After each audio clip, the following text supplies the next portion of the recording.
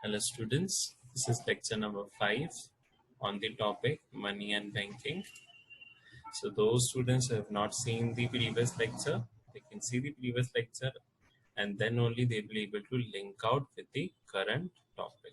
Okay, so let us just start with this particular topic, that is on how the commercial bank creates money, that is credit creation by bank. Okay see अभी तक अपन ने ये पढ़ा था कि RBI जो है that is issuing what currency note. RBI क्या करता है, हमेशा करेंसी नोट इशू करता है. बट कमर्शियल बैंक जो है, commercial bank is also helping in creation of credit. अब how commercial bank is helping in creation of credit you will understand with this particular process. सबसे पहले क्या बोल रहा है कि process of multiplying initial deposits of bank into a huge amounts. Bank creates credit by advancing loans to its customer out of what they have received from the public. See, bank का role क्या है? As a middle person बताया था जब मैंने commercial bank की definition समझाई थी. ये मिडिल पर्सन है किसके बीच में? जिसके पास एक्सेस पैसा है और जिसको क्या चाहिए, लोन. तो यहाँ पे they are as a mediator and they are multiplying the initial deposits. अब इनिशियल डिपॉजिट्स मल्टीप्लाई कैसे होते हैं, अंडरस्टैंड. सबसे पहला ये याद रखना, क्रेडिट क्रिएशन जो कमर्शियल बैंक का है बेटा, वो दो चीजों पे डिपेंड करता है. पहली चीज होती है इनिशियल डिपॉजिट्स जो कमर्शियल बैंक को मिले हैं.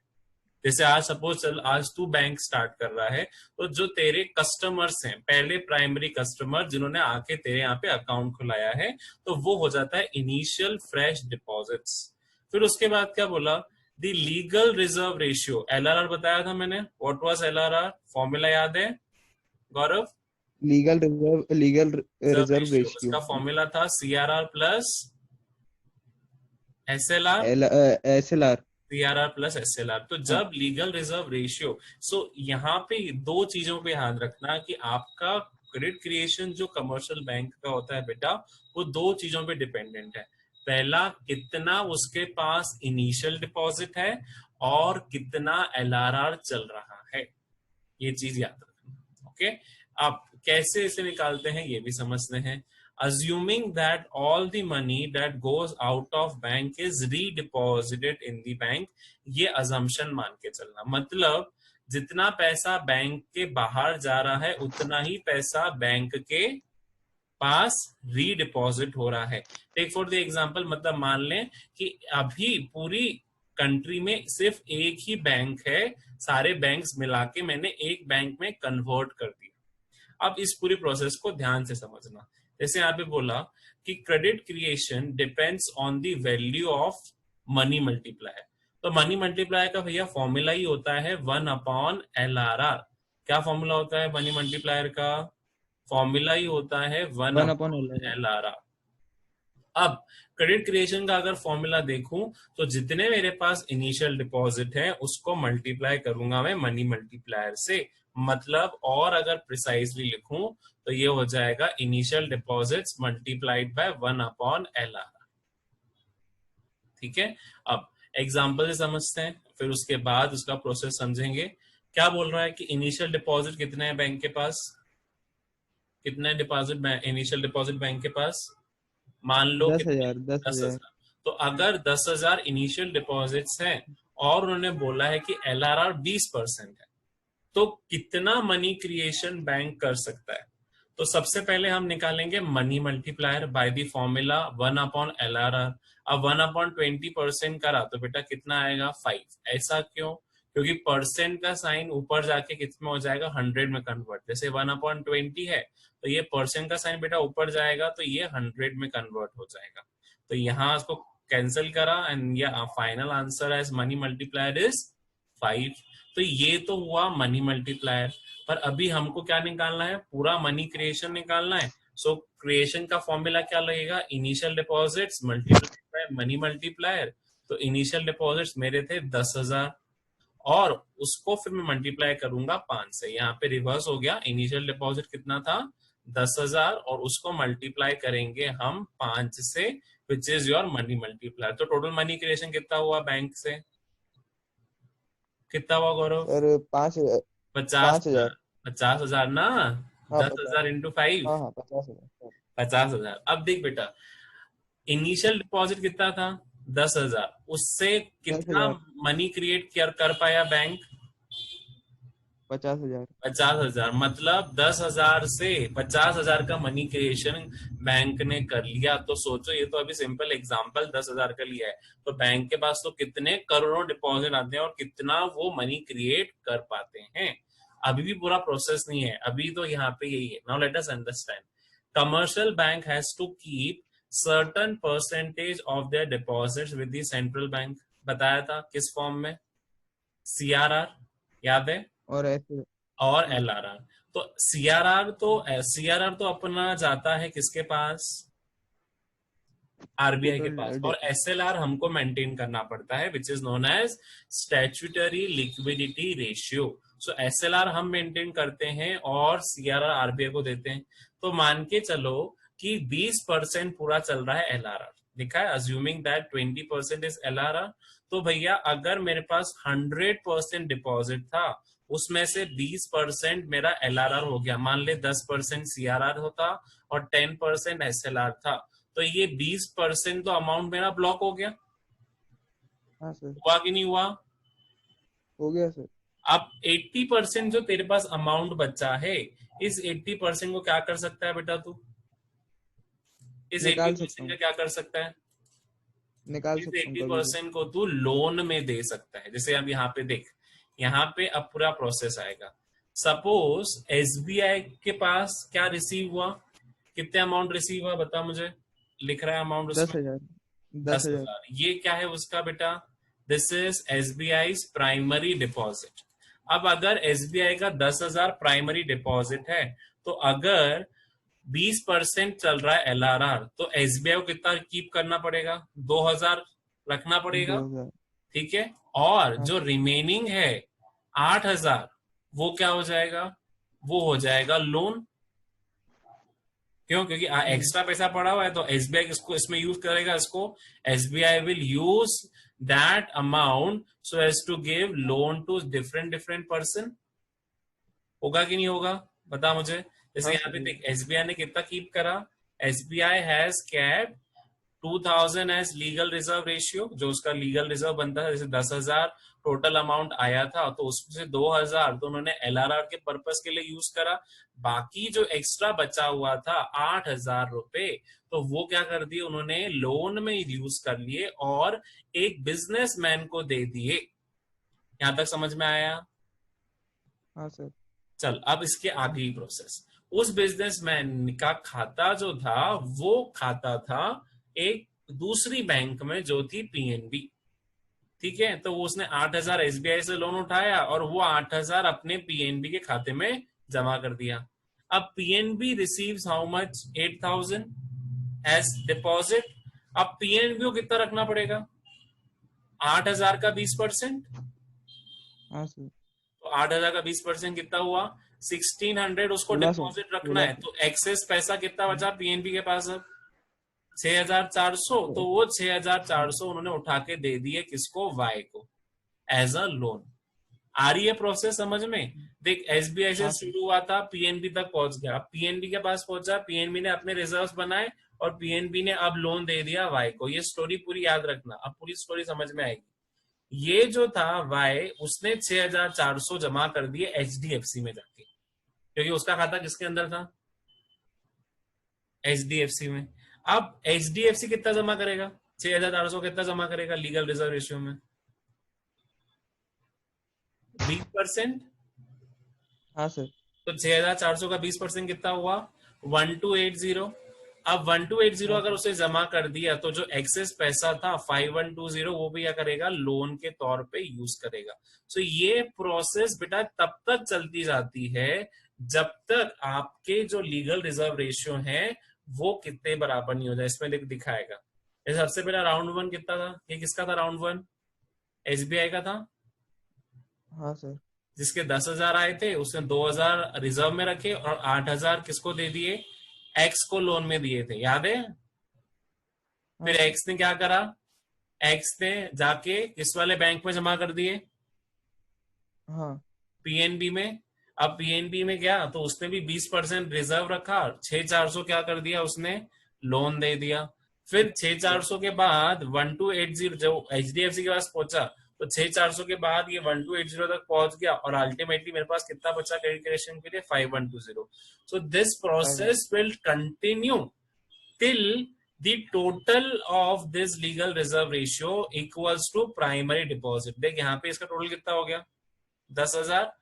और ये प्रोसेस तब तक चलती जाएगी जब तक total of legal reserve ratio किसके बराबर नहीं हो जाए, प्राइमरी डिपॉजिट जो राउंड 1 में थे। अब पूरा फॉर्मूला आप समझ ले। इनिशियल डिपॉजिट कितने थे अपने, इनिशियल डिपॉजिट 10,000 थे, लीगल रिजर्व रेशियो हमारा 20% था, जो अपन ने पहले समझा था कि भैया अगर टोटल मनी क्रिएशन निकालना है, टोटल मनी क्रिएशन का फॉर्मूला क्या होगा, initial deposits multiplied by 1 upon depot LRR। LRR तो इनिशियल डिपॉजिट कितना था तेरा, बता।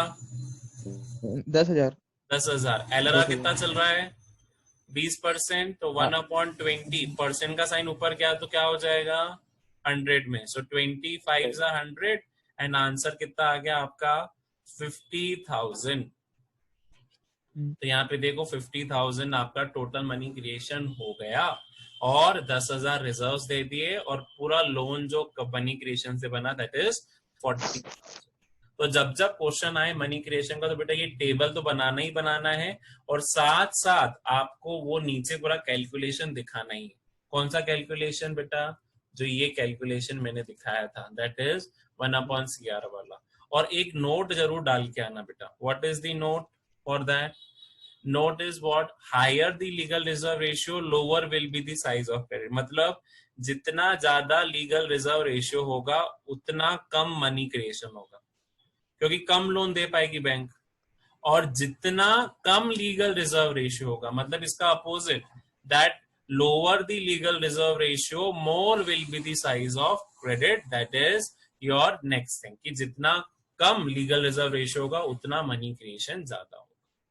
आई बात समझ में, यस चलो। Today we are also starting with money. See banking is completed, money भी अपन आज स्टार्ट कर लेते हैं थोड़ा बहुत। सो यहाँ पे मीनिंग ऑफ मनी क्या होगा भैया, चलो उससे पहले अभी तक अपन ने जितना भी पढ़ा, जैसे यहाँ पे अभी तक अपन ने देख लिया था कि ये लीगल रिजर्व रेशियो, तो अभी लास्ट में यही देखना कि मनी क्रिएशन में अगर LRR ज्यादा होगा तो मनी क्रिएशन क्या होगा, कम होगा, कम। और वहीं LRR अगर कम होगा तो तो मनी मनी क्रिएशन क्या क्रिएशन होगा, ज्यादा होगा, ज्यादा। अब इसको एक प्रैक्टिकल एग्जांपल से समझ ज्यादा। बेटा। जैसे अभी कितना था, 10,000 इनिशियल डिपॉजिट था, LRR मेरा 20% था, 1/20, 100 ऊपर गया, तो मेरा मनी क्रिएशन कितना था, 50,000, 50,000 क्योंकि 25 था। अब वही अगर मैं परसेंटेज 10,000 और 20% से 10% कर लेता हूँ, तो 1/10, का साइन ऊपर गया तो 100, तो ये 0 0 कैंसिल, तो 10 मल्टीप्लाइड बाय 10,000 कितना हो जाएगा, 1,00,000। तो यहाँ पे देख, जैसे ही मैंने LRR 20% से 10% किया, मनी क्रिएशन कहाँ पे पहुंच गया, 50,000 से 1,00,000 1,00,000। तक। तो ये चीज याद रखना कि जैसे ही LRR कम होगा मनी क्रिएशन बढ़ जाएगा, जैसे ही LRR इंक्रीज होगा मनी क्रिएशन कम हो जाएगा।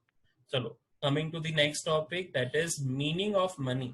भैया अभी तो अपने बैंकिंग एंड मनी की पूरा यूनिट पढ़ लिया, तो बैंकिंग के बारे में पूरा नॉलेज हो गया, पर बैंक में चलता क्या है, पैसा। तो पैसे का मीनिंग क्या है, anything that is generally accepted as a means of exchange that will be known as for goods and services. ठीक है, हम मनी किस पर्पस के लिए यूज करते हैं बेटा, तू मनी किस पर्पस के लिए यूज करता है, so as to sir purchase some goods expenses. And service. हाँ सर। तो anything which is generally accepted as a means of exchange, means of exchange मतलब जिससे हम अपने गुड्स को एक्सचेंज कर सकें, वो हो जाएगा मनी।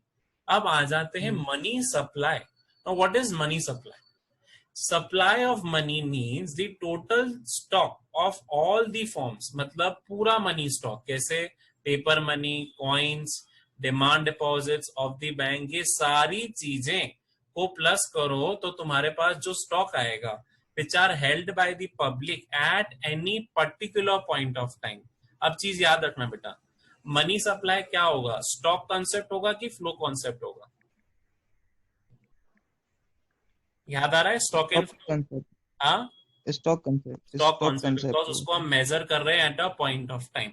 तेरे बारे में बोला कि भैया कि गौरव के पास बैंक अकाउंट में अभी है 25,000, तो ये तेरा मनी सप्लाई होगा इन बैंक। हो सकता है कि तेरे पास पेपर नोट्स भी हो तो उसमें ऐड कर दे, हो सकता है तेरे पास कॉइन्स भी हो जो घर पे पड़े हो वो उनको ऐड कर ले। ये जो डिमांड डिपॉजिट है ये तेरा है कि जितना सेविंग अकाउंट में तेरे पास है, ठीक है। तो ये ओवरऑल कि कितना पैसा पूरा पर्टिकुलर करेंसी का सर्कुलेट हो रहा है, so that will be known as money supply. Money की डेफिनेशन याद हो गई, मनी सप्लाई समझ में आया? What is money supply? Money supply is the overall stock, overall stock मतलब overall stock available in form of different forms of money, paper money, coins and demand deposits of the bank. तो ये सारा क्या हो जाएगा, this will be known as the overall currency held with whom it is held with general public. चलिए आगे बढ़ते हैं। In this particular line money supply अगर पढ़ लिया, तो अगर मनी सप्लाई समझ में आ गया बेटा, तो मनी सप्लाई के होते हैं 4 फॉर्म। कितने फॉर्म होते हैं गौरव? 4 फॉर्म।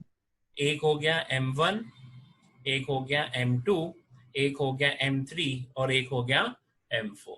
और M4। दूसरी चीज क्या बताई थी बेटा कि मनी सप्लाई स्टॉक कॉन्सेप्ट है कि फ्लो कॉन्सेप्ट है?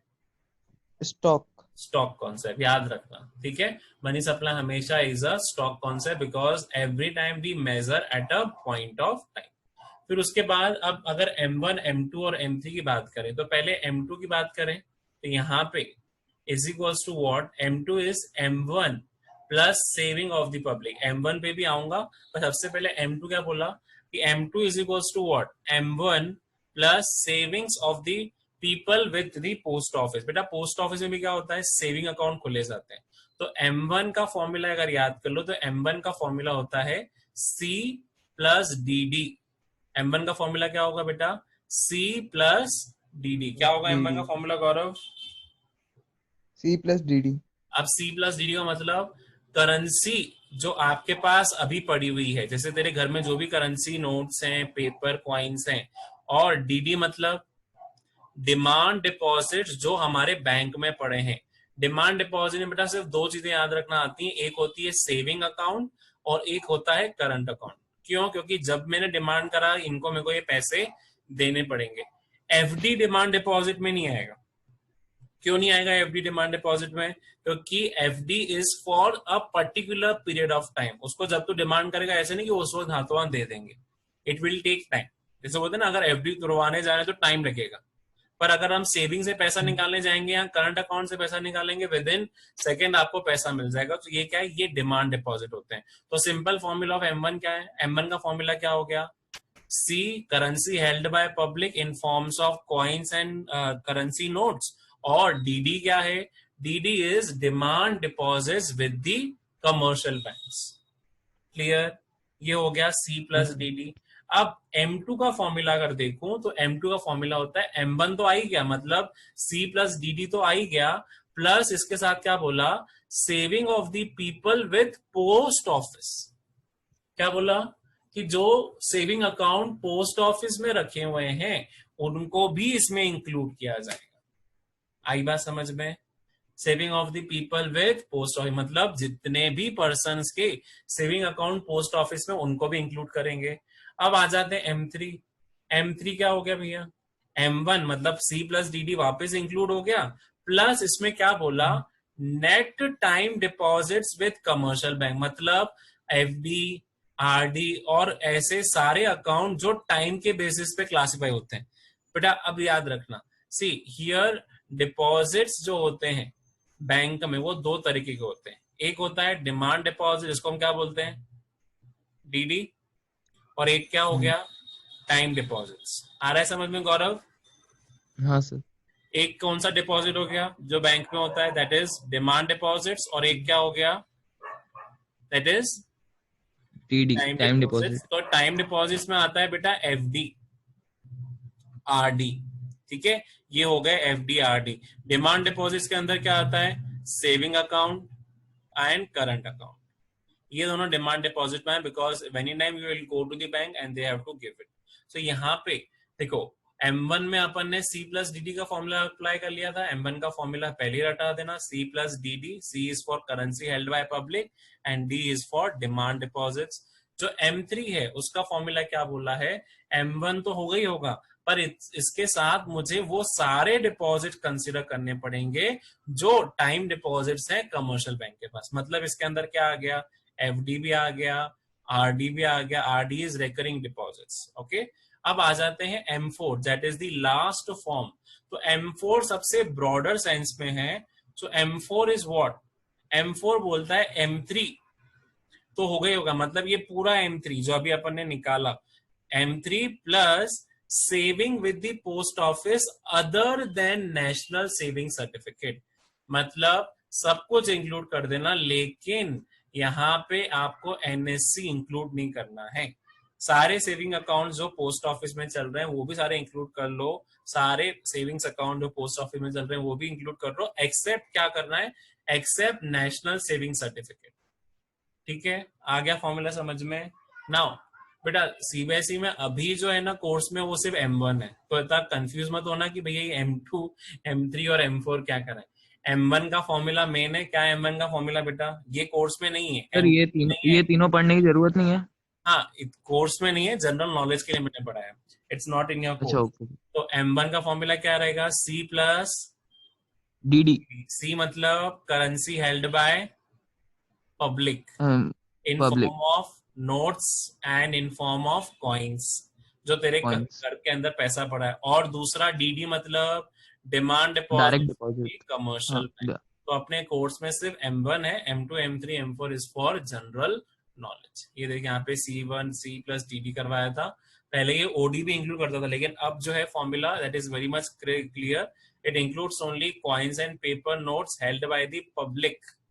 Okay, and DD is what, demand deposits of the people held by the bank which can be withdrawn by check। अब देख, जब तू FD कराने जाता है तो वो क्या चेकबुक मिलती है क्या? No sir.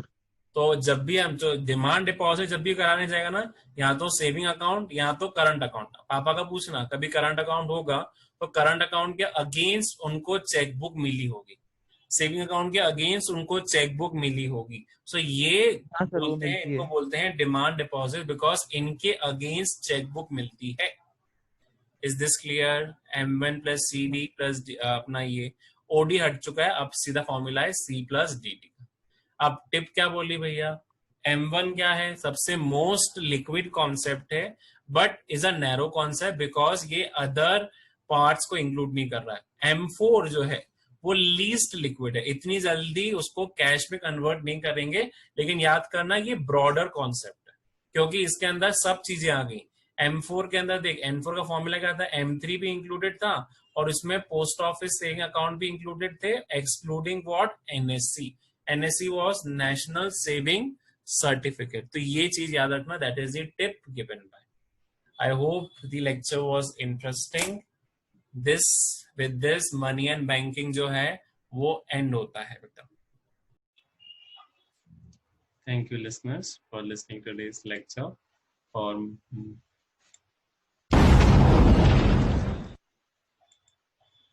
For more videos, do subscribe my channel for getting updates related to economics. Thank you, listeners.